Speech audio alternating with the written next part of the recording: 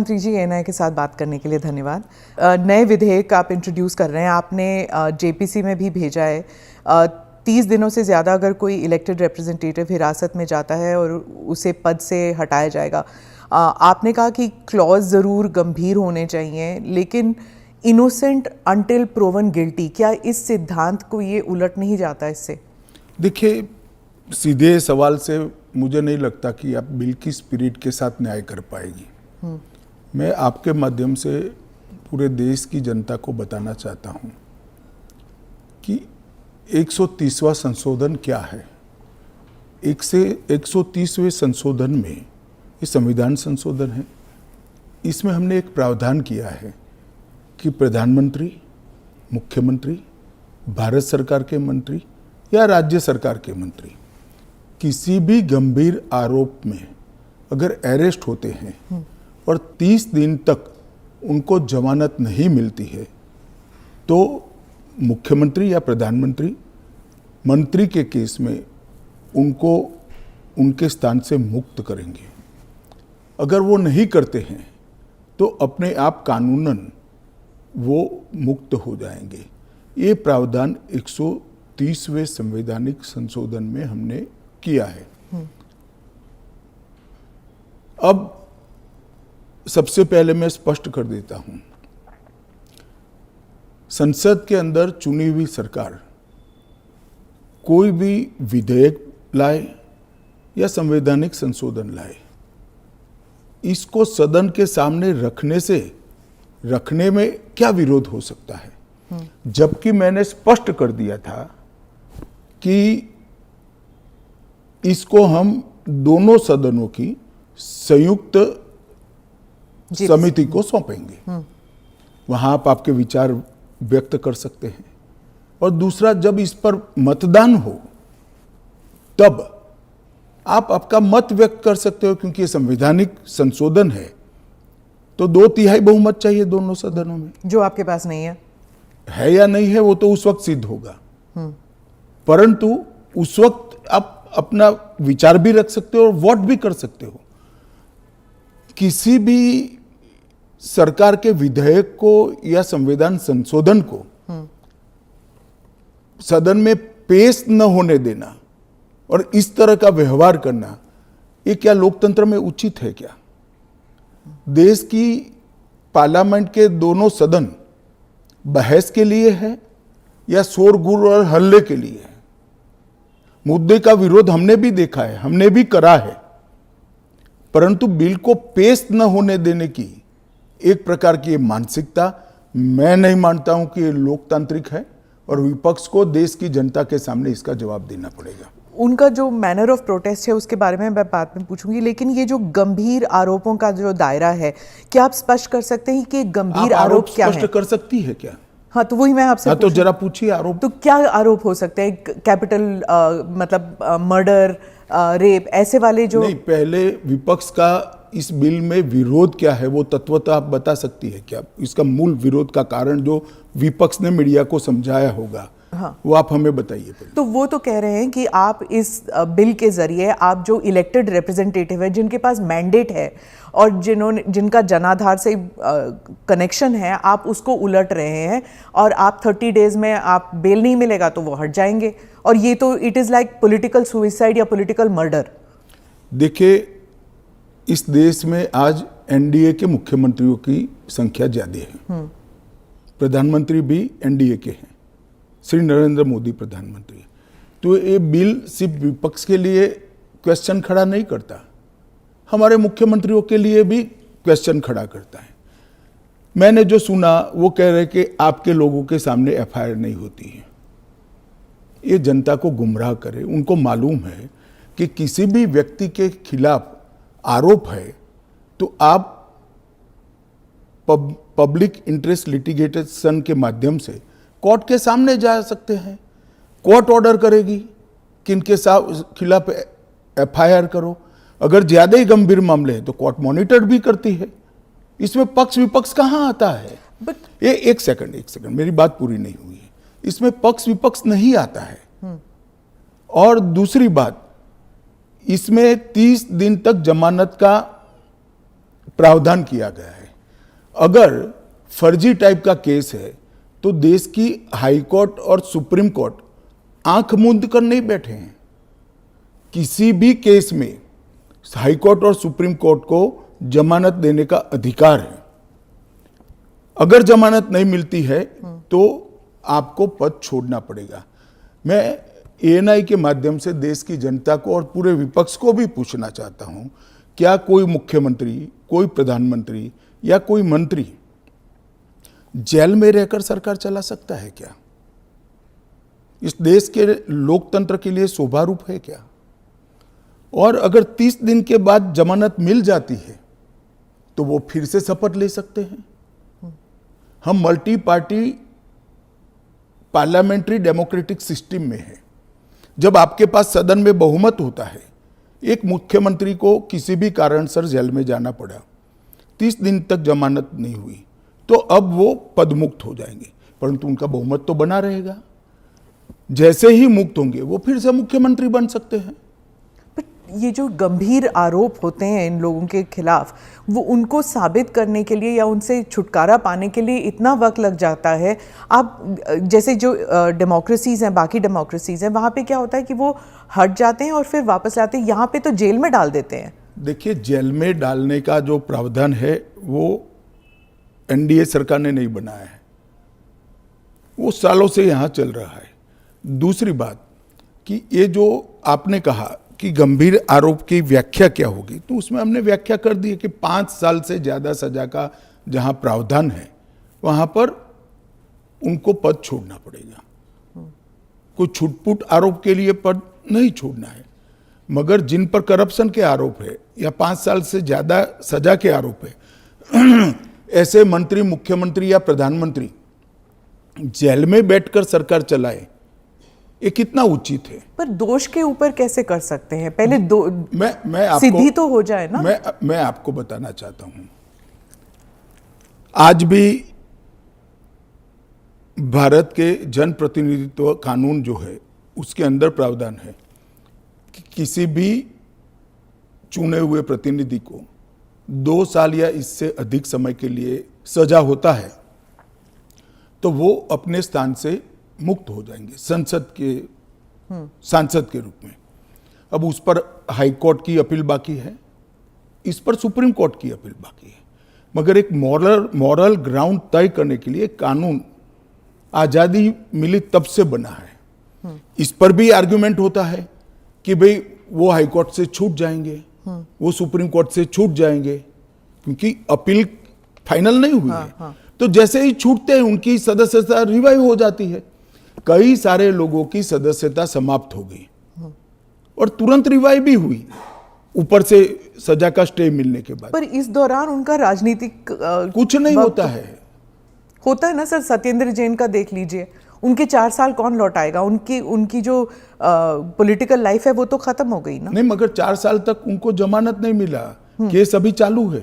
हाँ, तो पर उसके बाद सीबीआई का जो रिपोर्ट है वो कोर्ट ने एक्सेप्ट कर लिया ना। आप भयंकर भ्रांति में हो। जिस एफआईआर में वो 4 साल जेल में रहे, वो एफआईआर में क्लोजर रिपोर्ट नहीं भरी गई है। क्लोजर रिपोर्ट 2022 के केस में भरी गई। जिन 4 केसों में वो जेल में गए थे और लंबे समय तक रहे, वो 4 केसों में सीबीआई ने चार्जशीट किया है और वो ट्रायल फेस कर रहे हैं। मगर आप पार्टी के प्रोपेगेंडा का आप शिकार हो। सत्येंद्र जैन जी को जिस केसों में लंबा समय जेल में रहना पड़ा, वो सारे के सारे केसों में चार्जशीट हुआ है और वो ट्रायल फेस कर रहे हैं। और अरविंद केजरीवाल जो थे, उनका भी ऐसे ही हुआ था, बेल मिला और फिर उसके बाद वो वापस आ गए। क्या यही होने वाला है हर नॉन बीजेपी चीफ मिनिस्टर के साथ? तो आप मुझे एक बात का सवाल जवाब दीजिए। नॉन बीजेपी बीजेपी छोड़ दीजिए, दोनों के लिए समान कानून है, परंतु किसी ने भी जेल से सरकार चलानी चाहिए क्या? आजादी से अब तक कई सारे नेता जेल में गए, कई सारे मुख्यमंत्री भी गए, मंत्री भी गए, और सब ने इस्तीफा देकर जेल में गए। अभी अभी एक ट्रेंड शुरू हुआ कि जेल में जाने के बाद भी इस्तीफा नहीं देना। ढेर सारे ऐसे लोग हैं जिन्होंने इस्तीफा दिया। तमिलनाडु के कुछ मंत्रियों ने नहीं दिया, दिल्ली के मंत्री और मुख्यमंत्री ने नहीं दिया, और सरकार के सचिव, डीजीपी, मुख्य सचिव इनके पास आदेश लेने के लिए जेल में जाएंगे। ये क्या हमारे लोकतंत्र को दुनिया में सम्मान दिलाएगा क्या? ये मुद्दे पर चिंता, चर्चा होनी चाहिए, नहीं होनी चाहिए। और मैं आज जो कांग्रेस पार्टी इसका मुखर कर विरोध कर रही है, वो कांग्रेस पार्टी के एक स्टैंड को ही मैं कह रहा हूं। जब यूपीए की सरकार थी, श्री मनमोहन सिंह जी इनके प्रधानमंत्री थे और लालू प्रसाद यादव जी इनके मिनिस्टर थे। लालू प्रसाद जी को सजा हो गई। मनमोहन सरकार एक ऑर्डिनेंस लेकर आई कि 2 साल की सजा हो तो भी अपील का स्टेज बाकी है तो उनकी सदस्यता नहीं जाती है। यही मॉरल ग्राउंड था जो आप कोट कर रही हो। तो एक ऑर्डिनेंस लेकर आए कि हम इसको बदल दे रहे हैं। ऑर्डिनेंस से बदलने का कैबिनेट ने प्रस्ताव भी किया। यही श्री राहुल गांधी इसको कंप्लीट नॉनसेंस कहकर सार्वजनिक रूप से प्रेस कॉन्फ्रेंस में फाड़े थे ऑर्डिनेंस को। और देश की कैबिनेट ने और देश के प्रधानमंत्री ने जो फैसला लिया था, उनकी पार्टी के ही प्रधानमंत्री ने जो फैसला लिया था, उसका मॉरल ग्राउंड पर उन्होंने मखौल उड़ाया था। और मनमोहन सिंह एक सॉरी फिगर बनकर रह गए थे पूरी विश्व के सामने। आज वही राहुल गांधी बिहार में सरकार बनाने के लिए सजा हो गई, वो लालू प्रसाद जी को गले मिल रहे हैं। ये ड्यूअल स्टैंडर्ड नहीं है क्या? ये शोभा देता है क्या? 3 चीजों से ये सारे आरोप खारिज हो जाते हैं। एक तो प्रधानमंत्री जी ने स्वयं अपने आप को इसमें डाला है। एक जमाने में कांग्रेस 39वां संविधान, प्रधानमंत्री ने डाला है, पहले नहीं थे क्या प्रधानमंत्री? ना, पहले तो प्रोविजन ही नहीं था। तो जब कानून ड्राफ्ट हो रहा था तो उन्होंने खुद डाला अपना? हाँ, खुद डाला है। पहले 39वां जो संशोधन था, इसमें इंदिरा जी उपराष्ट्रपति, राष्ट्रपति के साथ साथ खुद को भी इनके खिलाफ कोई वैधता नहीं रहती है चुनावी मुकदमों का एक संविधान संशोधन लेकर आई थी। वो खैर कांग्रेस पार्टी और श्रीमती इंदिरा गांधी की नैतिकता का सवाल है। नरेंद्र मोदी जी अपने खिलाफ खुद संविधान संशोधन लेकर आए हैं कि प्रधानमंत्री भी जेल में जाएगा तो उसको इस्तीफा दे देना पड़ेगा। पर इससे एक एक्स्ट्रा जुडिशियल पावर कह लीजिए जो भी एक अधिकारी को नहीं मिल जाता कि प्रधानमंत्री से भी ज्यादा सीनियर हो जाता है वो? जी, आप ऐसे बात करिए जिसमें जैसे इस देश में कोई कोर्ट ही नहीं है। पर कोर्ट में डिलेज होते हैं ना सर? ये कानून आने के बाद नहीं होंगे, क्योंकि कोर्ट को तुरंत इंटरवीन करना पड़ेगा। किसी चुने हुए प्रतिनिधि को खारिज करने का प्रावधान हुआ है। मैं तो उल्टा कहता हूं, इससे यस और नो जो होना है वो जल्दी हो जाएगा। तो प्रेशर कोर्ट्स पे होगा डिक्लेयर करने के लिए? प्रेशर होगा ये कहना ठीक नहीं है। हाँ। मगर हमारी कोर्ट भी, पर उसे सुनिए ना, हमारी कोर्ट भी कानून की गंभीरता को समझती है। जब 30 दिन के बाद पद छोड़ना है तो वो उसके पहले इसका फैसला करेगी कि बेल मिलना चाहिए या नहीं मिलना चाहिए। हाईकोर्ट में जब केस गया कि श्री केजरीवाल जेल में है, तब उनको वहां से इस्तीफा देने चाहिए। पब्लिक इंटरेस्ट लिटिगेशन फाइल हुआ। हाईकोर्ट ने कहा कि हम सैद्धांतिक रूप से मानते हैं कि इनको छोड़ देना चाहिए मॉरल ग्राउंड पर, परंतु अभी के कानून में कोई प्रावधान नहीं है। चलिए, अब कानून में प्रावधान हो गया। मेरा बहुत स्पष्ट मानना है, मेरी पार्टी का मानना है, देश के प्रधानमंत्री का मानना है कि इस देश में कोई भी मुख्यमंत्री हो, मंत्री हो या प्रधानमंत्री हो, जेल में रहकर सरकार नहीं चला सकते। पहले भी कई लोगों ने मॉरल ग्राउंड पर इस्तीफा दिया है। लाल कृष्ण अडवाणी जी ने दिया था, येदुरप्पा जी ने दिया था, ईश्वरप्पा जी ने दिया था, जॉर्ज फर्नांडिस जी ने दिया था। कई सारे लोगों ने मॉरल ग्राउंड पर इस्तीफे दिए हैं।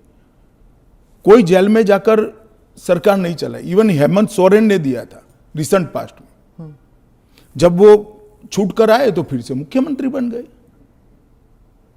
अब इसका हमने कानूनी प्रोविजन किया है, क्योंकि जब पहले कानून बने होंगे, संविधान बना होगा, तब संविधान निर्माताओं ने ऐसी निर्लज्जता का कल्पना नहीं करा होगा कि कोई भी मुख्यमंत्री जेल में जाएगा और अंदर से मुख्यमंत्री बना रहेगा। खैर, अब ऐसी घटनाएं हुई है रिसेंट पास्ट में, तो हमें हमारी नैतिक मूल्यों के स्तर को गिरने नहीं देना चाहिए। एक कानून नैतिक स्तर के मूल्यों को एक आधार देगा और इससे हमारा लोकतंत्र निश्चित रूप से मजबूत होगा।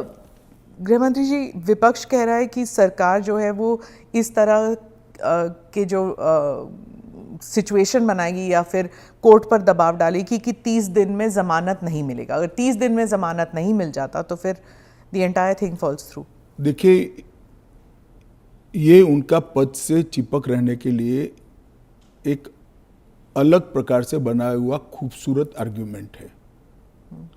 मैं मानता हूं हमारी कोर्ट्स संवेदनशील है और जब किसी का पद जाता है तो निश्चित रूप से कोर्ट समय मर्यादा में उनकी जमानत के फैसले करेंगे, जो भी होगा उसका। मैं विपक्ष के लिए नहीं लिखा, पक्ष विपक्ष जो भी होगा इसकी जमानत के फैसले तुरंत ही करने की पद्धति भी डेवलप होगी, ऐसा मेरा स्पष्ट मानना है। वो तो कहते हैं कि पॉलिटिक्स ऑफ वेंडेटा होगा, क्योंकि जो इन्वेस्टिगेटिंग ऑफिसर है, जो पुलिसिंग है, वो सब सेंट्रल के कमांड में आ जाता है। पूरी चीज में से आपकी सरकार है तो फिर पूरी चीज में से कोर्ट को बाहर ही रख रही हो।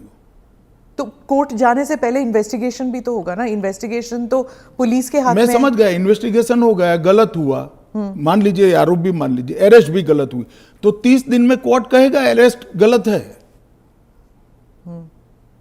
और वेंडेटा की बात कांग्रेस पार्टी कर रही है, इनको शोभा नहीं देता जी।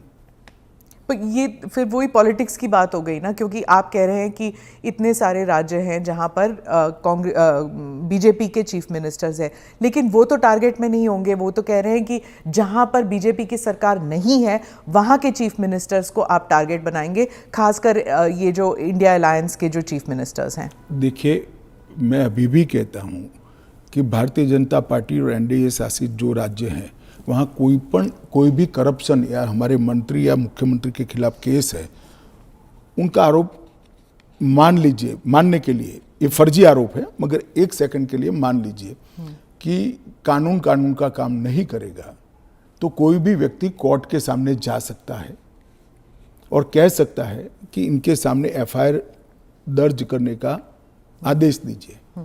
और जब उनकी सरकार थी और वो ऐसा करते थे, तब बहुत सारी जांच कोर्ट के आदेशों से शुरू हुई है। यूपीए 2 में कम से कम 12 केस में गिना सकता हूं जहां कोर्ट के ऑर्डर से सीबीआई की जांच हुई है और सारे लोग फंसे हैं।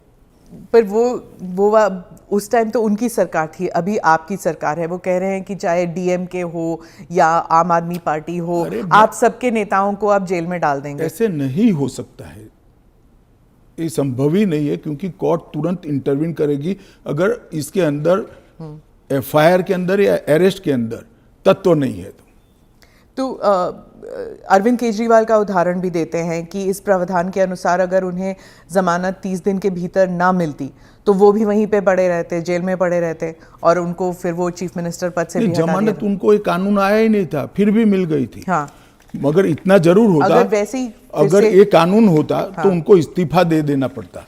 वो जो मैं मानता हूं कि देना चाहिए। बाहर निकलकर जब पब्लिक विरोध करने लगी तो उन्होंने दे भी दिया, मॉरल ग्राउंड पर ही दिया। अब कानूनन देना पड़ेगा, इतनी ही बात है।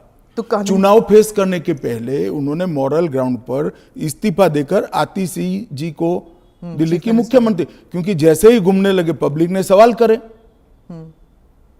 आपने कहा कि आप जीपीसी में भेजने वाले हैं, लेकिन ऑपोजिशन जो कह रहे हैं, जैसे टीएमसी जो फोर फ्रंट पे है ऑपोजिशन में इस मामले में, वो कह रहे हैं कि वो जेपीसी का हिस्सा बनेंगे ही नहीं, वो बॉयकॉट कर देंगे। फिर क्या होगा? नहीं, क्या होगा तो हम क्या कर सकते हैं? तो फिर वो कानून ले आएंगे फिर? तो उनको कौन ना बोल रहा है कि आप मत बनो? क्योंकि हम कह ही रहे हैं कि आप बनिए। आप अगर पार्लियामेंट चलाने के जो नियम बने हैं वो नियम को भी स्वीकार नहीं करोगे और आप कहोगे कि हमारी इच्छा है वही फाइनल हो, भले हम विपक्ष में हैं, ऐसा नहीं हो सकता।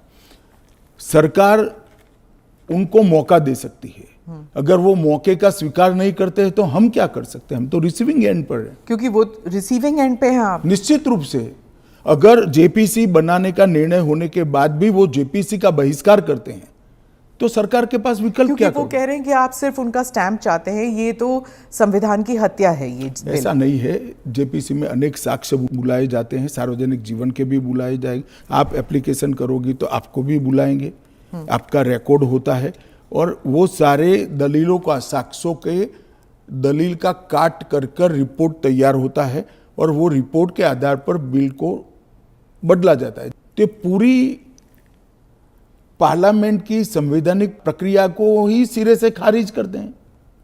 फिर तो आप ऐसे भी कह सकते हो कोई भी कानून हम पास नहीं होने देंगे, हम विरोध करेंगे। कि महत्वपूर्ण बिल है, सभी पार्टियों के सदस्यों की राय पार्टी से कंसल्ट कर एक कंसीडर्ड राय जेपीसी के सामने आनी चाहिए। और अगर जेपीसी नहीं आता, अगर वो बहिष्कार करते हैं, तब क्या होगा? तो कुछ नहीं होगा, जेपीसी अपना काम करेगी। तो कैसे काम करेगी? अगर बहिष्कार कर रहे हैं तो फिर तो पूरे ऑपोजिशन के बगैर तो मौजूदा लोग काम करेंगे। कल को आप अगर ऑपोजिशन अभी से लेकर 4 साल तक कोई काम में सहयोग नहीं होता है, देता है, तो देश नहीं चलेगा क्या? स्मिता जी, ऐसे नहीं चलता है। हम इतना ही कर सकते हैं कि उनको बोलने का मौका दे, उनको बात रखने का मौका दे। अगर वो अपनी बात रखना ही नहीं चाहते हैं, अगर बोलना ही नहीं चाहते हैं, तो देश की जनता भी तो देख रही है ना चीजों को। विपक्ष का यही कहना है कि आप हमेशा कह रहे हैं, इस बिल को लेकर कह रहे हैं कि जुडिशरी डिसाइड करेगा, जुडिशरी। लेकिन जुडिशरी में सारे केसेस इतनी लंबे तौर पर विलंबित होती हैं, नहीं चलते हैं। और एक सेकंड, जुडिशरी में बेल के केस कभी भी, मेरे अलावे किसी भी बेल का केस सुप्रीम कोर्ट में 5 दिन से ज्यादा नहीं चला है। पर ये इरिवर्सिबल हो गया ना, ये जो केसेस हो जाते हैं, अगर उनको पद छोड़ना पड़े तो ये इरिवर्सिबल हो गया ना। जमानत मिलने के बाद वो फिर से ले सकते हैं। हमारा इतना ही है कि जमानत नहीं होती तब तक आप जेल से सरकार नहीं चला सकते। तो चलो, जमानत मिलने में 30 की जगह 40 दिन हुआ, तो 40 दिन के बाद आप शपथ ले सकते हो। इसमें कोई जुडिशियल प्रोविजंस हैं क्या इस बिल में कि थोड़ा बहुत एटलीस्ट सुरक्षित महसूस करे? यही सबसे बड़ा सुरक्षित महसूस करने का कारण है कि 30 दिन के बाद अगर आप इस्तीफा देते हो, उसके बाद में आपको जमानत मिलती है, जब चार्जशीट हो जाए वगैरह वगैरह, और जमानत अगर मिलती है तो आप शपथ ले सकते हो। इससे असुरक्षित होने का कोई भाव रखने का कारण नहीं। नजरिए में आप ऑलरेडी गिल्टी साबित हो गए ना, अगर आपको इस्तीफा देना है, फिर से इलेक्शन लड़ना है। ऐसा है, इसके पहले कितने स्टेज आते हैं पहले आप जान लीजिए। सबसे पहले एफआईआर होती है और सीबीआई है तो पीई होती है, प्रिलिमिनरी इंक्वायरी होती है। एफआईआर होती है, एफआईआर पर आप स्टे ले सकते हो। उसके बाद में आपकी पूछताछ होती है, इस पर भी स्टे ले सकते हो। इसके बाद में आपका समन निकलता है, उसके बारे में भी आप स्टे ले सकते हो, और अरेस्ट पर भी स्टे लेते हो, और अरेस्ट होती है तो फिर जमानत के लिए अप्लाई भी कर सकते हो। ये 5 स्टेज आते हैं, रातों रात कुछ नहीं होता। मगर करप्शन में अगर आकंठ आप डूबे हुए हैं तो फिर तो अरेस्ट भी होगी, जेल में भी जाना पड़ेगा, इस्तीफा भी देना पड़ेगा। फिर भी अगर बाद में जमानत होती है तो आप फिर से शपथ ले लो भाई। मगर एक बात आप मुझे ये बताइए, क्या एज अ सीनियर जर्नलिस्ट आप इस चीज को ठीक मानती है? क्योंकि अभी तो नरेंद्र मोदी जी है तो ऐसा सवाल ही नहीं है, परंतु कभी भी देश का प्रधानमंत्री जेल में जाए तो जेल से देश का प्रधानमंत्री सरकार चलाए, वो ठीक मानती है क्या आप? देश का मुख्यमंत्री जेल में रहकर सरकार चलाए, वो ठीक मानते हैं क्या आप? क्या इस देश में ऐसी मान्यता है कि जो व्यक्ति पद पर बैठा है इसके अलावा देश चलेगा ही नहीं? भाई, आपके दल का बहुमत है, आपके दल का कोई अलग व्यक्ति आकर शासन चलाएगा। जब आपका बेल हो जाए आप जरूर चले जाइए वहां पर। मगर हमने कोई एक लेवल रखना है। फिर तो 2 साल के बाद सदस्यता भी क्यों जानी है? क्योंकि ऊपर अपील का अधिकार है, वो निर्दोष छूट सकते हैं। क्यों जानी चाहिए 2 साल? और वो कांग्रेस के समय में प्रावधान हुआ है कि अगर 2 साल से ज्यादा सेशन कोर्ट्स में जेल होती है, 2 साल से ज्यादा समय के लिए कैद का ऑर्डर होता है, तो आपकी सदस्यता अपने आप समाप्त हो जाती है। गृहमंत्री जी, मॉनसून सेशन में हमने देखा कि विपक्ष ने आप पर भी आरोप किया कि आप भी जेल गए थे, आप पे भी आरोप हुआ था। तो जब उन्होंने ऐसा कहा, आपने कहा कि मुझे नैतिकता के बारे में कांग्रेस से नहीं सीखना, उस बारे में आप बताएंगे हमें कुछ? जरूर बताऊंगा। मैंने इसलिए कहा था कि मेरे पे आरोप लगा और जैसे ही मुझे समन आया, अरेस्ट छोड़ दीजिए, सीबीआई ने मुझे समन किया, मैंने दूसरे ही दिन इस्तीफा दे दिया था। अरेस्ट तो मेरी बाद में हुई। जैसे ही सीबीआई ने मुझे समन किया था, मैंने दूसरे ही दिन इस्तीफा दिया था और केस चला और केस में जजमेंट भी आया कि ये पॉलिटिकल वेंडेटे का केस था और मैं पूर्णतया निर्दोष हूं। पर वो तो बाद में आया था ना, 2016। एक सेकंड सुनिए ना। हाँ। एक सेकंड, वो जजमेंट बाद में आया। बेल मेरी पहले हो गई थी, बेल मेरी पहले हो गई थी और वो जजमेंट ऐसा आया कि कंप्लीटली पॉलिटिकल वेंडेटा के केस है, कहीं पर दूर दूर तक मेरा इस केस में इन्वॉल्वमेंट नहीं है और मुझे शंका के आधार पर बरी नहीं किया गया था। मेरे सामने के केस को खारिज किया गया था और मुझे बेल मिल गया था 96वें दिन पर। फिर भी मैंने फिर से शपथ लेकर गृह मंत्री नहीं बना था। इतना ही नहीं, जब तक मैं कंप्लीटली मेरे सामने के सारे आरोप क्वाश नहीं हुए, तब तक मैंने किसी भी संवैधानिक पद पर शपथ नहीं ली थी। तो मुझे क्या विपक्ष नैतिकता के पाठ पढ़ाता है? इन लोगों ने इंदिरा जी के समय में प्रयास किया कि प्रधानमंत्री को शील्ड किया जाए और आज भी ये प्रयास कर रहे हैं कि अगर कभी जेल में जाना पड़े तो हम आराम से जेल से सरकार बनाएंगे, जेल को सीएम हाउस पीएम हाउस बनाएंगे और वहां जाकर डीजीपी जेल से ऑर्डर लेंगे, चीफ सेक्रेटरी जेल से ऑर्डर लेंगे, भारत सरकार के कैबिनेट सेक्रेटरी जेल से ऑर्डर लेंगे, भारत सरकार के गृह सचिव जेल से ऑर्डर लेंगे। इस तरह से देश चलेगा।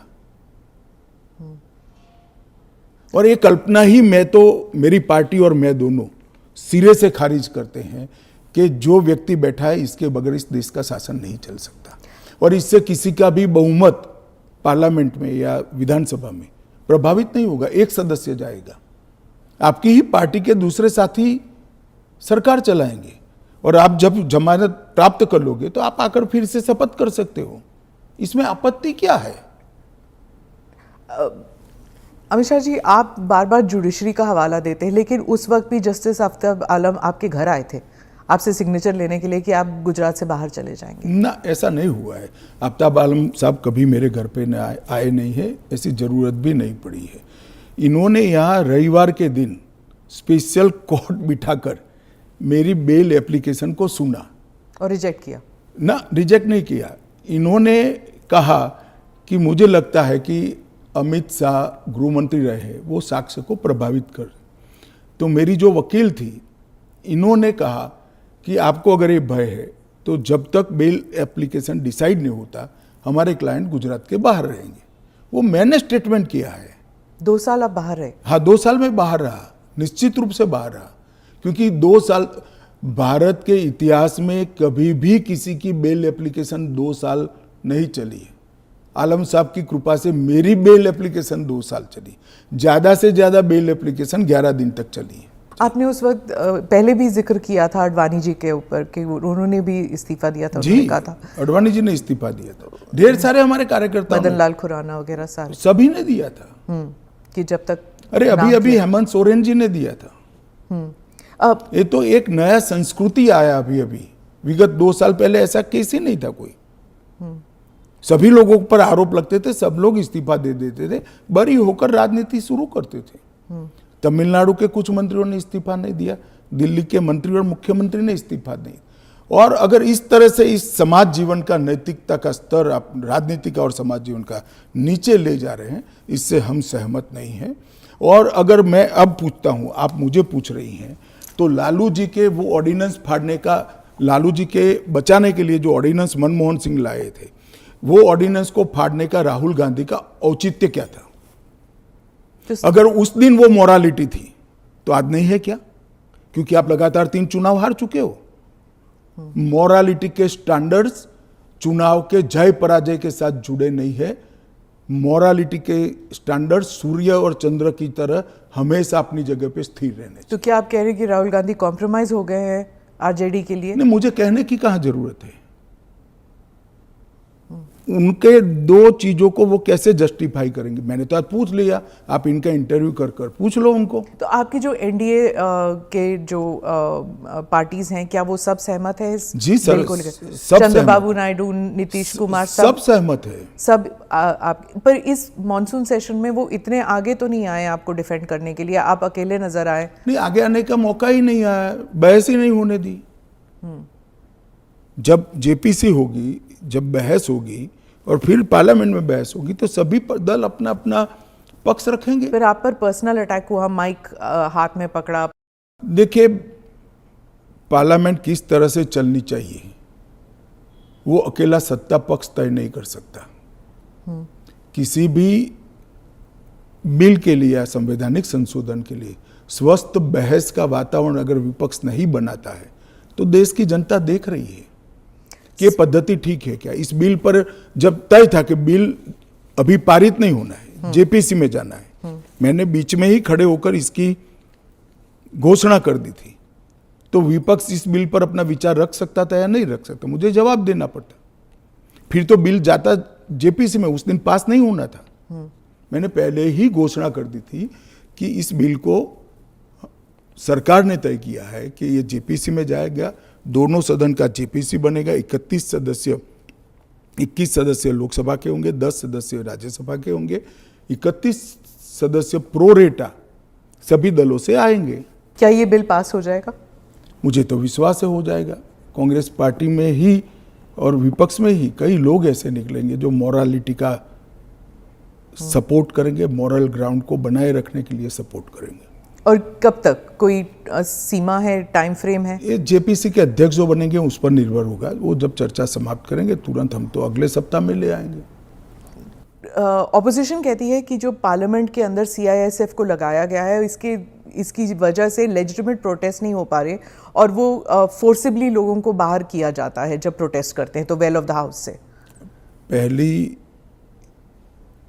एक बात की स्पष्टता आप समझ लीजिए, पार्लियामेंट के अंदर कोई भी फोर्स पार्लियामेंट की और गृह के अंदर सदन की सुरक्षा में वो स्पीकर के अधीन होती है।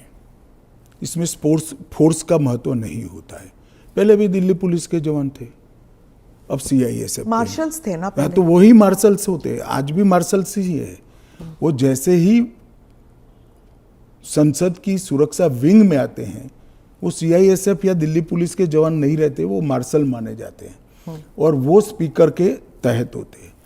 मार्शल सदन के अंदर तभी प्रवेश करते हैं जब स्पीकर उनको ऑर्डर करे। एक बात, ये जो बदलाव हुआ है वो एक बड़ी दुर्घटना हुई थी। कुछ वामपंथी लोगों ने संसद के अंदर स्प्रे किया था, कलर स्प्रे किया था। उस वक्त लोकसभा स्पीकर ने एक कमेटी बनाई और वो कमेटी में गृह सचिव भी थे, लोकसभा के सेक्रेटरी जनरल थे, राज्यसभा के सेक्रेटरी जनरल थे और कई लोग थे। उन्होंने मिलकर ये तय किया कि किसी न किसी एक सीएपीएफ में स्पेशल संसद की सुरक्षा के लिए ट्रेनिंग किया हुआ एक दस्ता बनाया जाए, जो दस्ता संसद सभ्यों की गरिमा, पार्लियामेंट्री प्रोसीडिंग की गरिमा और संसद की सुरक्षा तीनों का समायोजन कर काम कर पाए। और तब यह तय हुआ कि सीआईएसएफ के अंदर पार्लियामेंट की सुरक्षा के लिए एक स्पेशल दस्ता बनाया जाएगा, जो पहले दिल्ली पुलिस के लोग मार्शल के रूप में आते थे, उसी तरह से मार्शल के रूप में सभापति और स्पीकर के अंतर्गत काम करेंगे। पर ये एक सेकंड, वो संसद की बाहरी सुरक्षा को भी सुनिश्चित करते हैं और आंतरिक मार्शल का काम भी वो करते हैं, क्योंकि संसद के अंदर हथियार ले जाने की अनुमति किसी भी सुरक्षा कर्मी को नहीं है। पर ये पैरामिलिट्री हो जाता है ना, ट्रेनिंग उनकी।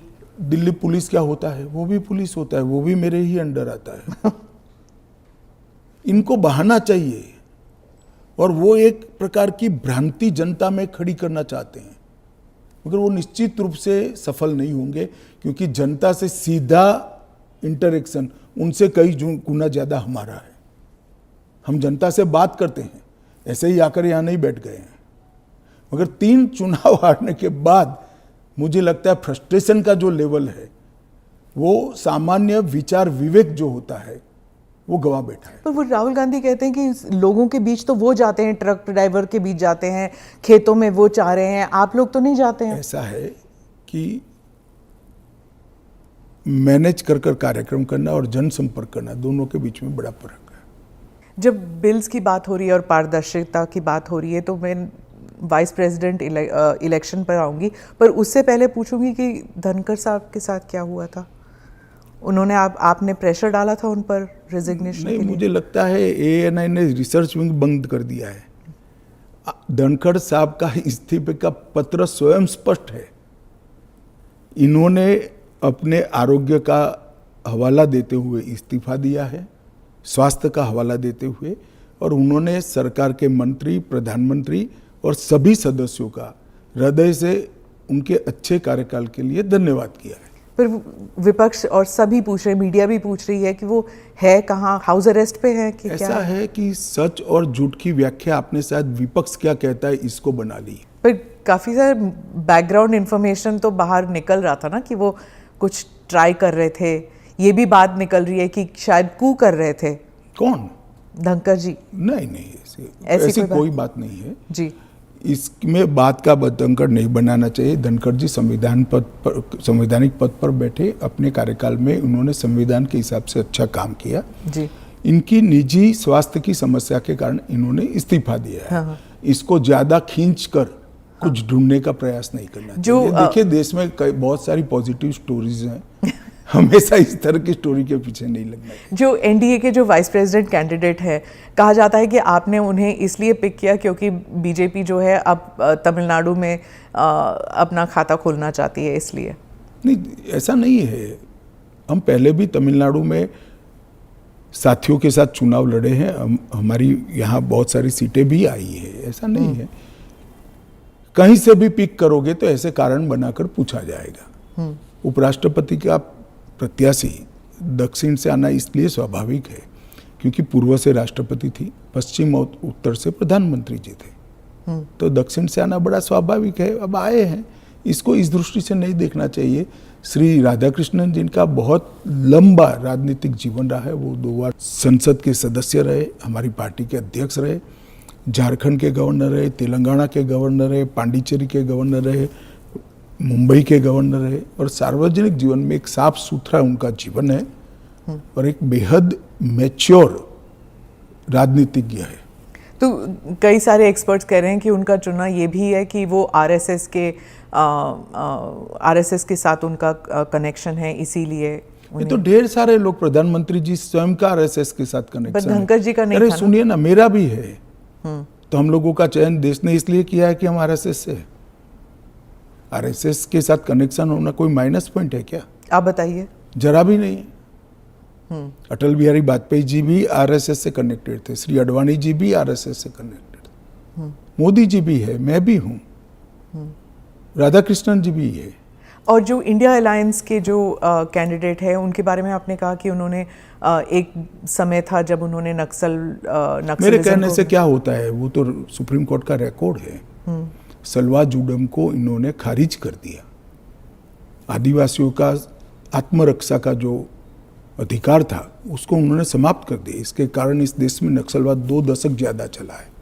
उस वक्त नक्सलवाद अंतिम सांसें गिन रहा था, क्योंकि जो आदिवासी थे, जो बच्चों को पढ़ाना चाहते थे, जिनके यहाँ रोड नहीं पहुंचता था, इससे परेशान थे, जिनके यहाँ स्वास्थ्य सेवाएं नहीं थी, वो परेशान थे। उन्होंने खुद की रक्षा के लिए सलवा जुडम बनाया था। इसको सुप्रीम कोर्ट ने खारिज कर दिया। ये तो सुप्रीम कोर्ट का रिकॉर्ड है, इनका जजमेंट है।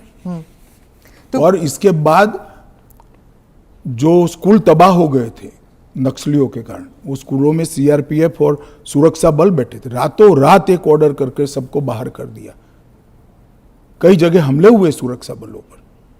ये दोनों जजमेंट, इसका जवाब श्री सुदर्शन रेड्डी से ज्यादा राहुल गांधी ने देना चाहिए। कि उन्होंने क्यों पिक किया? जी, मैं तो मानता हूं यही क्राइटेरिया रहा होगा। नक्सल को सपोर्ट करने के लिए? नहीं, वामपंथी विचारधारा।